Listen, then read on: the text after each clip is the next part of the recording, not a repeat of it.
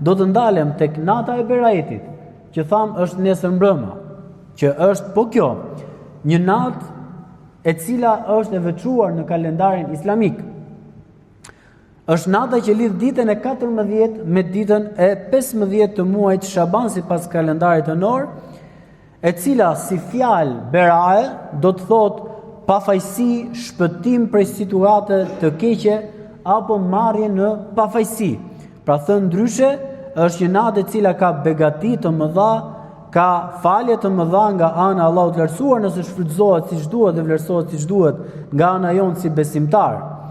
Dhe është një natë e cila mëshira e Allahut të lartësuar prevalon ndryshe nga netët e tjera mbi ata besimtarë që do dinë ta shfrytëzojnë siç duhet natën e Berajetit. Ka një transmetim nga Ibn Abbas radhiyallahu anhu që thotë se Allahu Teala natën e Berajetit përcakton kaderin e njerëzve, kaderin që folëm, për një vit dhe ja dorëzon ëngjëve natën e Kadrit. Pra, caktohet kaderi natën e Berajetit dhe ja dorëzon natën e Kadrit me lajkeve, që thot Allahu tenezzalul malaikatu warruhu fiha biidhni rabbi min kulli amr.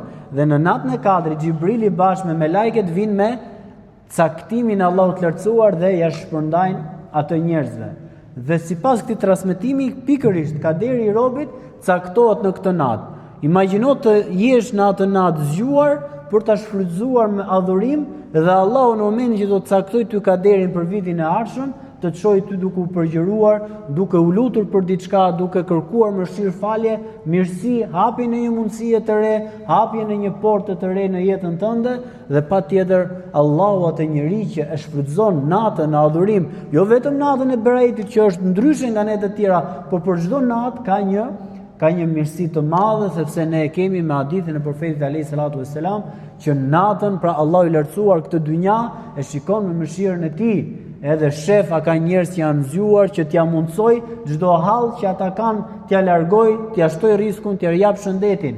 Dhe natën e Berajetit kjo gjë po ashtu përsëritet, por ndryshe nga netët e tjera sepse është po natë, si natë normale, por në brendësi ka këtë përgëzim të madh të profetit Muhammed sallallahu alaihi wasallam. Zakonisht në këto net fillojnë njerëzit, jo po kush fal kaq rekate namaz, jo po kush fal një namaz 7 herë Fatihane, 7 herë kul Allahu ahad, gjitha këto janë të pa baza. Por ama që të falësh namaz, siç ne falim namaz, 2 rekat normalisht Fatiha, një sure, çfarë do, zgjatje e sejdëve, zgjatje e përgjërimeve dhe lutjeve, kjo kërkohet nga ana jonë dhe sa më shumë që ne ta shfrytëzojmë këtë natë, aq më shumë pra kemi potencialin për të merituar mëshirën e Allahut të lartësuar. Zakonisht Muhamedi sallallahu alaihi wasallam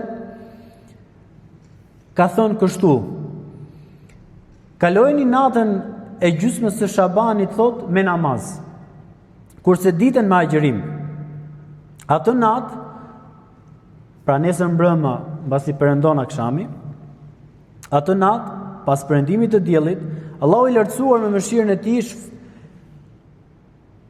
shfaqet në qiellin e dynjas dhe thot: as ka ndonjë që kërkon falje ta fal, as ka ndonjë që kërkon pjesë t'ia jap risk, as ka ndonjë që kërkon shërim ta shëroj, dhe vazhdon me këtë thirrje deri në mëngjes.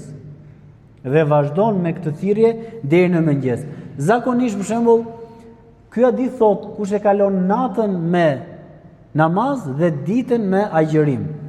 Në fakt dita e Berajetit është e nesërmja e darkës, që do të thot i bie të jetë të martën, jo të hënën. Zakonisht njerëzit agjërojnë nesër. Kjo është e përhapur në popull.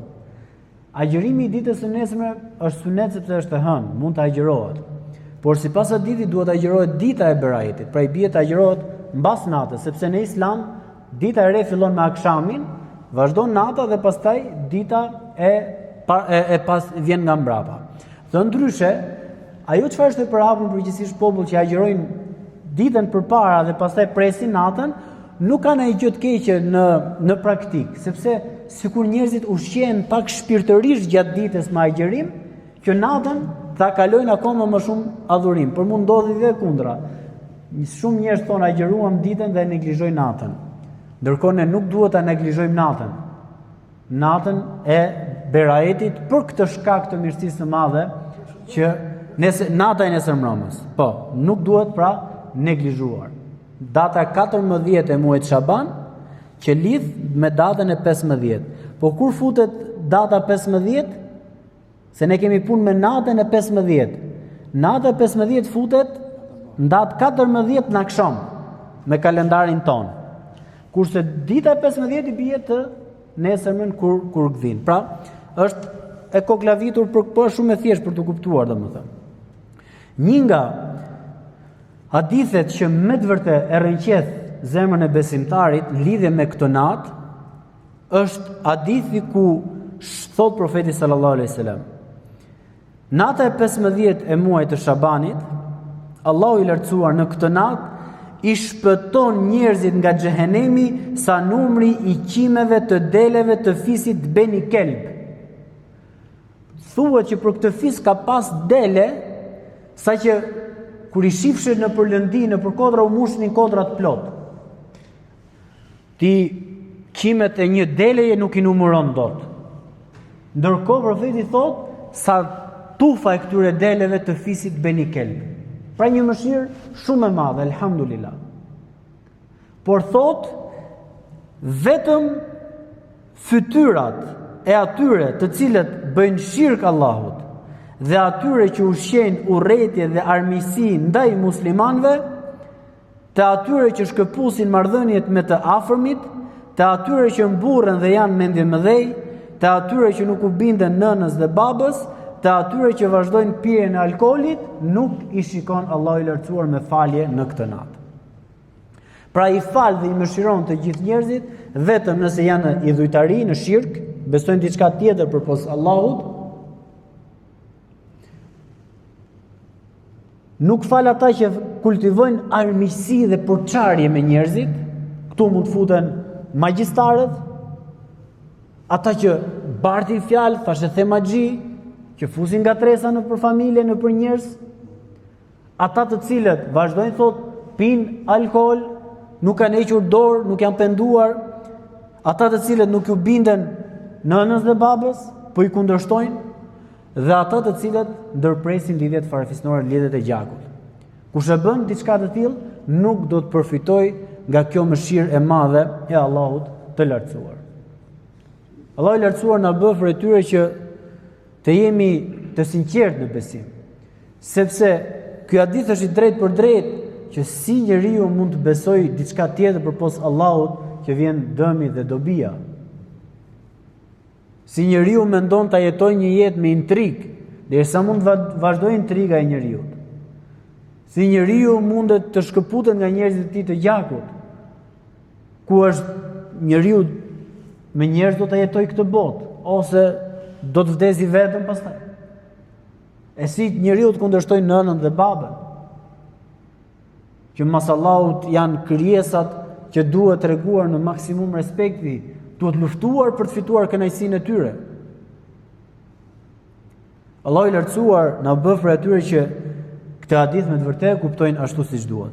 Dhe kjo të dashur besimtar është mirësi e madhe e të qenurit umet i Muhamedit sallallahu alaihi wasallam.